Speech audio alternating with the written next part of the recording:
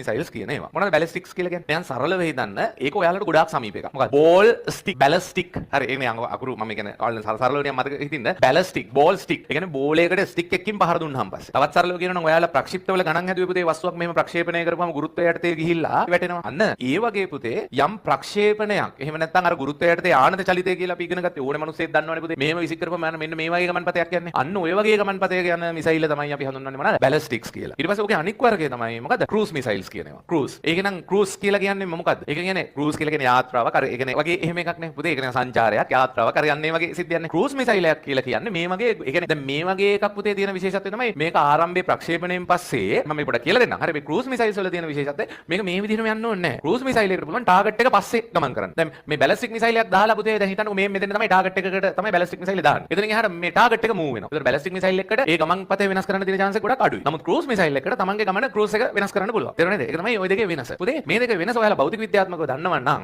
Engine වර්ග දෙකක් තියෙනවානේ. ප්ලේන් එකේ තියෙන එන්ජින් වලට අපි කියන්නේ මොන එන්ජින් කියලාද පුතේ? ජෙට් එන්ජින් කියලානේ. මෙන්න මේවට තියෙන්නේ පුතේ ජෙට් එන්ජින්. මේවට තියෙන්නේ ජෙට් එන්ජින්. මේවට තියෙන්නේ බැලිස්ටික් මිසයිල්ස් වලට තියෙන්නේ මොනවද? Rocket engine. මොකද ඔය දෙකේ වෙනස? ජෙට් එන්ජින් එකයි රොකට් එන්ජින් එකයි වෙනස. ප්ලේන් එකේ තියෙන මොන එන්ජින් කියලාද කිව්වේ? Jet engine. ඒකෙදි වෙන්නේ පුතේ අර තටුව බල්ල හැදෙන්නේ. ඒකෙදි වෙන්නේ පුතේ අර පිටත තියෙන වාතය ඇදලා අරගෙන ටර්බයින්ස් වලින් ඇදලා ඒක සම්පීඩනය කරලා අර ඉන්ධන දහනය කරලා දැන් මේක නම් පුතේ එන්ජින් එක මේ පැත්තෙන් මේක අරගෙන ඉන්ධන දහනය කරලා මම මේ දල ආකෘතියක් කියන්නේ මේකෙන් මෙහාට වේගෙන් විදිනවා. නිව්ටන්ගේ නියමනේ. මෙහෙම හිමීට එන එක වේගෙන් යනවායි කියලා කියන්නේ මේ වාතාංශ වල කවුරු වෙනස් වෙනවද? ගම්මෙදා වෙනස් වෙනවා. ඒ කියන්නේ ප්ලේන් එකෙන් කරන්නේ වාතය පස්සට තල්ලු කරනවා. වාතය පස්සට තල්ලු කරද්දී වාතයෙන් ප්ලේන් එක කොහට තල්ලු කරනවද? ඉස්සරහට තල්ලු කරනවා. එහෙනම් ජෙට් එන්ජින් එකක් යන්න අවට වාතය තිබීම අවශ්‍යයි අනවශ්‍යයි? අවට වාතය තියෙන එක අනිවාර්යෙන් මොකද්ද වෙන්නේ පුතේ? අවශ්‍යයි. මේ තියෙන්නේ රොකට් එන්ජින් එකක්. මේකේ තියෙන බැලිස්ටික්ස් වල. ඒකෙදි වෙන්නේ පුතේ ඒකේ ගබඩා කරලා තියෙනවා. දැන් සරලම විදිහක් ගත්තොත් පුතේ ඕකේ ගබඩා කරලා තියෙනවා ද්‍රව හයිඩ්‍රජනුයි ද්‍රව ඔක්සිජන්. ඔය දෙක ප්‍රතික්‍රියා කරන්න සලස්සනවා. ද්‍රව හයිඩ්‍රජනුයි ද්‍රව ඔක්සිජන්. ඕකෙන් ප්‍රතික්‍රියා කරලා හැදෙනවනේ ජලය එහෙම හැදෙනවනේ පුතේ. ඕකේදී හැදෙනවා ඒ ප්‍රතික්‍රියාවත් එක්ක විශාල තාපයක් හැදෙනවා. මේකට එක එක ඉන්ධන භාවිත කරනවා. හරිද? මේක විශාල තාපයක් හැදෙනවා. මේ හැදෙන විශාල තාපයත් එක්ක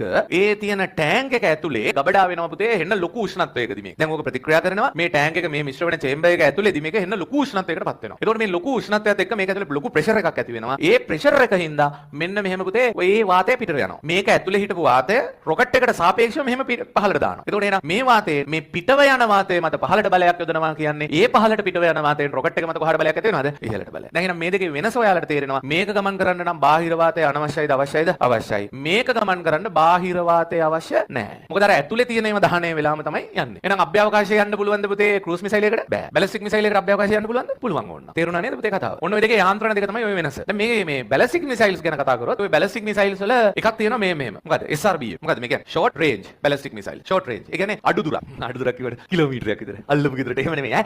මේක සාමාන්‍යයෙන් පුතේ රේන්ජ් එක කිලෝමීටර් 1000ක් දක්වා දිවෙනවා. කිලෝමීටර් 1000ක් දක්වා දිවෙනවා. හරි. ලංකාවේ දිගත් කීයද? එතකොට මේක 1000ක් දක්වා දිවෙනවා මේ ෂෝට් රේන්ජ් එක. එහෙනම් අනිත් එක මොකද්ද වෙන්න ඕනේ? ලොංග් රේන්ජ් කියලා කියන්නේ නැහැ. අපි ඒකට කියනවා ඉන්ටර්කන්ටිනෙන්ටල් බැලිස්ටික් මිසයිල්ස් කියලා. මොකද මේකෙන් කියන්නේ අන්තර් මහද්වීපික. ඒ කියන්නේ මහද්වීප අතර පවා යන්න පුළුවන් බැලිස්ටික් මිසයිල්. මේක සාමාන්‍යයෙන් පුතේ කිලෝමීටර් 10000ක් යන්න පුළුවන්. ඒකයි මේ දෙකේ වෙනස. පුතේ මේකේ මුලින්ම වෙන දේ තමයි සාමාන්‍යයෙන් මෙන්න මේකේ මෙන්න මේ බැලිස්ටික් ටයිප්ස් වල. දැන් මේක නම් පුතේ ජෙට් එක දිගටම ජෙට් එන්ජින් එකකින් පුතේ එහෙට මෙහෙට වෙනස් කර කර යන්න පුළුවන්. දැන් නැවකට වදින්න ඕන නම් ඇතුළට ගිහිල්ලා ආපහු නැවත උඩින් ගිහිල්ලා ආයෙ එහෙම වෙනස් වෙන්න පුළුවන්. මම කියන්නේ ඒක අපිට ක්‍රූස් එක වෙනස් කරන්න පුළුවන්. මේ වගේ එහෙම මේ සාමාන්‍ය මේ ක්‍රූස් මිසයිල්ස් වල අපිට යන්න තියෙන ටාගට් එක මෙන්න මේකයි කියලා ඒකට මැප් කරලා පවා දෙන්න පුළුවන්. මේකෙදි පුතේ හිතන්නකෝ මේකේ ෆේසස් තුනක් තියෙනවා. මේකේ පළවෙනි ඔයාලා දැකලා තියෙනවනේ රොකට්ස් යවද්දි. මේව ඇත්තටම කියනවනේ රොකට්ස් තමයි තියෙන්නේ. ගබඩා වෙලා තියෙන මිනිස්සුවත් විද්‍යාත්මක උපකරණවත් නෙමෙයි මොනවද? පුපුරන ද්‍රව්‍ය. මේකේ ඔයාලා දැකලා තියෙනව නේද පුතේ? රොකට් එකක් යවද්දි මුලින්ම රොකට් එක අභ්‍යවකාශයට දාලා ඒ කියන්නේ ත්‍රස්ට් එකක් ඒකට යන්න දෙන ත්‍රස්ට් එක ඊට පස්සේ ඒ උපකරණය එතනදී පුපුරලා ගිහිල්ලා ඒ කෑල්ල අයින් වෙලා යනවා. ඊට පස්සේනේ රොකට් එකේ අර ඉස්සරහ කෑල්ල වල දැකලා තියෙනවනේ ඉස්සරහට යන සීන් එක. මේකෙත් එහෙමයි පුතේ. මෙන්න මේ වර්ග දෙකේම මුලින්ම රොකට් එකකින් මෙයාට දෙනවා පුතේ ශක්තිය. රොකට් එකකින් ශක්තිය දීලා මෙයාව හෙන වේගයකට ගන්නවා. හෙන වේගයකට අරගෙන මෙන්න මේ හරියක් විතර හිතන්නකෝ පුතේ. මෙතනදී මේක පුපුරනවා. පුපුරනවා කියන්නේ පුපුරනවා නෙමෙයි. අතන මෙතනදී මේක හිතන්නකෝ ඉන්ධන මේ කොටස මෙතන ඉන්ධන අයින්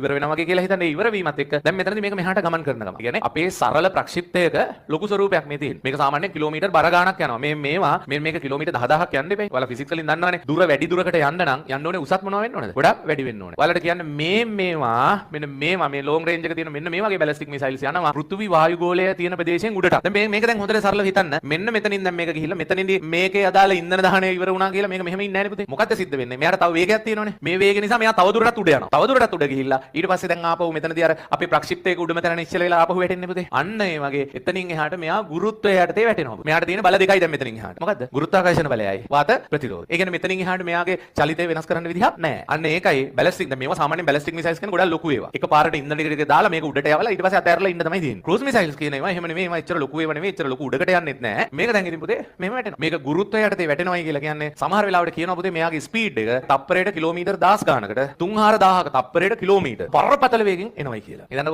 අපි ළඟ තියෙන තාක්ෂණය මොනවද? එයා ළඟ තියෙන තාක්ෂණය මොකද්ද කියලා තප්පරයට හිතන්න මේකෙන් මෙහෙම දැන් මේක ගුරුත්වය යටතේ එනවා. තප්පරයට කිලෝමීටර් බර ගානක්. මෙහෙම ස්පීඩ් එකකින් එනවා. ඒ ස්පීඩ් එකකින් ඇවිල්ලා මේක එනවා. දැන් ඔයාලා දන්නවද මේ දවස්වල යුද්ධ ගැන කතා කරද්දී කතා කරන්නේ ප්‍රධානම රට ඊශ්‍රායලයනේ. ඊශ්‍රායලය ඇත්තම සිද්ධිය ඊශ්‍රායලයට සපෝට් කරන රටවල් කීපයක් ඉන්න බව ඔයාලා දන්නවනේ. දැන් මේ දවස්වල ඔන්න එකපාරටම අදූදේම ට්‍රම්ප්ත් දුන්නනේ වැඩේ. ඉතින් යාළගේ ටෙක්නොලොජි එකත් එක්ක ඊශ්‍රායලය කියලා කියන්නේ යාළ පුතේ පොඩි කාලේ ඉඳන්ම ඒ කියන්නේ හැම ළමයෙක්ම මුල ඉඳන්ම ඒ රටම තනිකර යුද්ධෙම මේක වෙන රටක්නේ. යාළගේ තියෙන ඔය අයන් රෝම් එක කියලා එකක් තියෙනවා. අහලා ඇති ඒ වගේම අයන් බීම් කියලා මේකකුත් තියෙනවා. අයන් බීම් එකේදී වෙන්නේ ලේසර් වලින් මේ මිසයිල් වලට පහර දෙනවා. ඒ කියන්නේ පොළොවට වැටිලා මේවා වෙන්න කලින් පුතේ ලේසර් වලින් ඒක රත් කරලා පුළුසලා දානවා. ඒකට වඩා දැන් ක්‍රියාත්මක වෙන අයන් රෝම් එක. අයන් රෝම් එකට මොකද්ද පුතේ තියෙන සිද්ධිය? අයන් රෝම් එකෙන් කරන්නේ මේන මිසයිල් එක. දැන් මේක මට කියන්නේ මේක ප්‍රෙඩික්ට් කරන්න පුළුවන් පතයක්ද ප්‍රෙඩික්ට් කරන්න බැරි එකක්ද? ප්‍රෙඩික්ට් කරන්න පුළුවන්. ඒ මේක ගුරුත්වය යටතේ වැටෙන එකන්නේ පුතේ. මේක දැන් මෙයාගේ රොකට් එක නෑනේ. එතකොට මෙන්න මේකට මෙහෙම එද්දි පුතේ ලස්සනට මේකෙන් පහර දෙන්න පුළුවන්. ලස්සනට මේකෙන් පහර දීලා වටන්න පුළුවන්. දැන් ඉතින් එතකොට මේ වගේ මිසයිල් ගොඩක් වට්ටවන්න නම් ඊශ්‍රායලයට ගහන්න නම් මොකද්ද වෙන්න ඕනේ? ඕනෙම ඩිෆෙන්ස් සිස්ටම් එක තියෙනවා පුතේ. මොකද්ද? ලිමිට් එකක්. දැන් මේ අයන් රෝම් එකෙන් කරන්නේ පුතේ. දැන් මේක එනවා දැකලා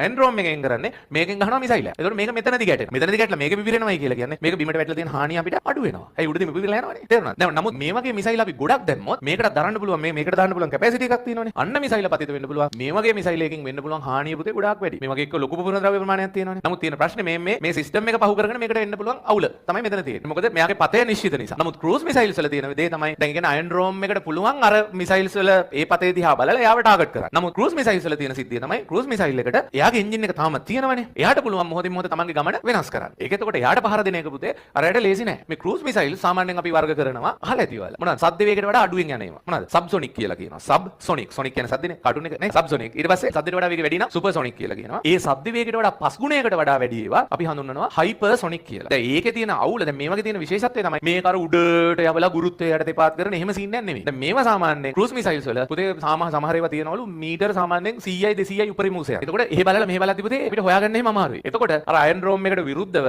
ටිකක් ඇක්ටිව් කරන්න ලේසි මිසයිලයක් කියලා කියනවා සාමාන්‍යයෙන් ක්‍රූස් මිසයිල්. ඔන්න ඔය වගේ සිද්ධි තමයි දෙන්නේ. මේක නිරන්තරයෙන් මෙයාගේ ගමන්පතේ වෙනස් කරන්න ඕන. දැන් මම හිතන්නේ ඉරාන් වල මේ පාර අලුත්ම මිසයිලයක් මම හිතන්නේ මොකක් මට මතක නෑ. ඒ ෆාරර් හාට් හරි මොකක් හරි මට නම මතක නෑ. එයාලා හදලා තියෙනවා මේ වගේම බැලිස්ටික් ටයිප් එකේ මිසයිල් එකක්. එයාලා ඒක ක්‍රූස් ටයිප් එකේ කියලා තමයි මේව කරලා තියෙන්නේ. නමුත් ඒක ඇත්තටම බැලිස්ටික් ටයිප් එකේ මිසයිල් එකක්. මොකද්ද මේකේ මේ හරියදිත් පුතේ එයාලට මේ මිසයිල් එකට ත්‍රස්ට් එකක් දෙන එක මෙකැනිසම්ස් මේ මිසයිල් එක ඇතුලේ තියෙනවා. ඔය අලුත් මිසයිල් එකේ. එතකොට තියෙන විසිද්ධිය තමයි මෙහෙම ගොඩාක් දුරක ඉඳන් වැටෙනවා වගේම පුතේ අන්තිම හරියදිත් එයාට එහාට මෙහාට ගමන් මාර්ගය වෙනස් කරන්න පුළුවන්. ඒ වෙනස් කරන්න පුළුවන් වීම නිසා පුතේ අයන් රෝම් එකට වෙරෙහිව ඒකෙන් මේ පහර කන්නේ නැතුව මේකට වදින්න chance එකක් තියෙන මිසයිල්ස් වර්ගයක් කියලා. ඊශ්‍රායල් වලට වඩා ඒ වුණත් ඒ කැපැසිටි එක තියෙනවා කියලා. මොකද ඉරාන් වලට වුණත් පුතේ ඉරාන් කියලා කියන්නේ එතන ලොකු පවර් එකක් තියෙන රටක්. ඔය වගේ තමයි තියෙන්නේ මේ තියෙන මිසයිල් සීන් එක. මෙතන තියෙන තනිකර ෆිසික්ස්. ක්‍රූස් මිසයිල් එකක් ගැන හදන්න පුළුවන් ගානක්. ඒ වගේම මේ තියෙන්නේ මොකද්ද? බැලිස්ටික් මිසයිල්. බැලිස්ටික් මිසයිල් එකක් ගැනත් ලස්සන ප්‍රක්ෂිප්තයක් එහෙම හදන්න පුළුවන්. අඩුම තරමේ දැන් දෙයක් ඉගෙන ගත්තා මොකක්ද? මිසයිල් වර්ග දෙකයි. මොනවාද? බැලිස්ටික් එකයි ක්‍රූස් එකයි. බැලිස්ටික් එකයි ක්‍රූස් එකයි. මේ ෆිසික්ස්